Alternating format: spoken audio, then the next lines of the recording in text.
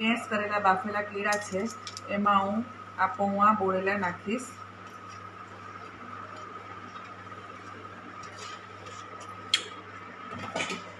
ઝીણું સમારેલું કોબી.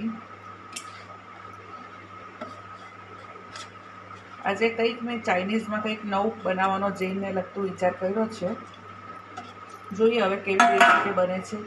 આ ઝીણા ક્રશ કરેલા કેપ્સિકમ છે.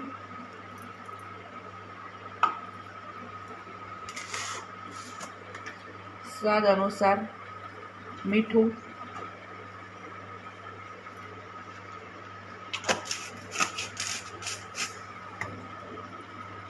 લીલું મરચું, કારણ કે જૈન છે તો અંદર ગ્રીન ચીલીવાળું ના વપરાય, અંદર લસણ આવે એટલે આપણે થોડુંક લીલું મરચું, ચીલી ફ્લેક્સ, ઓરેગેનો નાખીશું. ઓરેગેનો,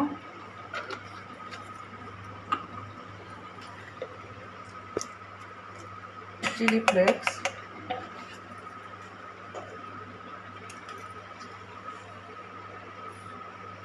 સોયા સોસ,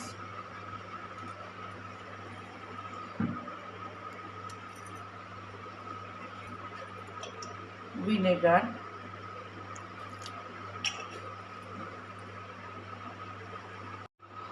કોર્નફ્લોરના લોટનું ખીરું બનાવ્યું છે અને આ રીતે મેં જાડા પૌવા મિક્સરમાં દળી કાઢ્યા છે.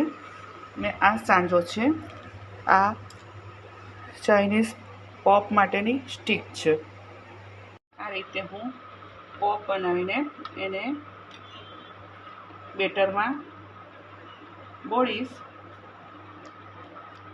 કોર્નફ્લોરના બેટરમાં. અને આવી રીતે જે દળેલા આપણે પૌવા છે ક્રશ કરેલા એમાં આ રીતે કરીશ અને પછી હું એને તળવા મૂકીશ. થોડુંક આ રીતે આપણે કરી દઈશું.